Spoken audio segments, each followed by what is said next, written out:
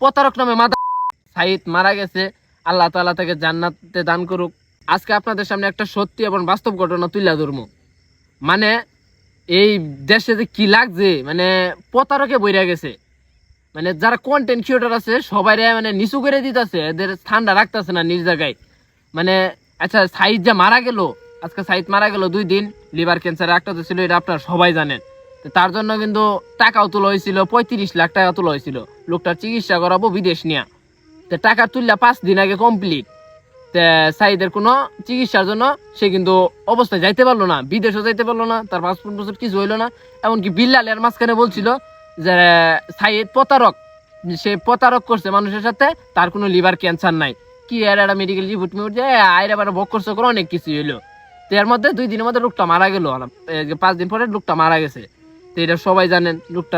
Guys, যে লোকে যে মারা যে গেল, এই লোকে মারা যে গেল এখন তো 2 থেকে 3টা ভিডিও বা একটা ভিডিও আসে নাই। কারণ কি? টাকাটা গেল কোথায়? এই টাকাটা তোলা হয়েছে এবং এই টাকাটা গেল কোথায়? টাকাটা কার কাছে আছে?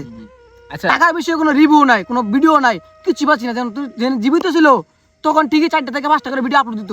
মারা যাওয়ার পরে 2 দিন হয়ে গেছে এবং টাকার কোনো কথা চলতেছে না। ওদের ভিউ ব্যবসা বন্ধ হয়ে গেছে, ভিউ ব্যবসা তো হারা গেছে। তার মানে ওরা কি? ওরা সাইড ট্রেনে ভিউ ব্যবসা শুরু করলো, সাইড ট্রেনে ভিউ ব্যবসা করলো।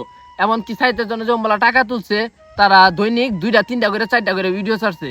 তাদের ইনকাম আসছিল, ভিডিও দিয়ে ইনকাম করতো, মানুষের বুধাই বানাইছে, মানুষের পাবলিকে বুধাই বানায় তারা টাকা কামাইলো। 35 লাখ টাকার কোনো হিসাব নাই। এখন তারা কোনো কেউ রাব্বিও না, বিল্লালও না, সুমনও না। এরা তিনোটা প্রতারক নামে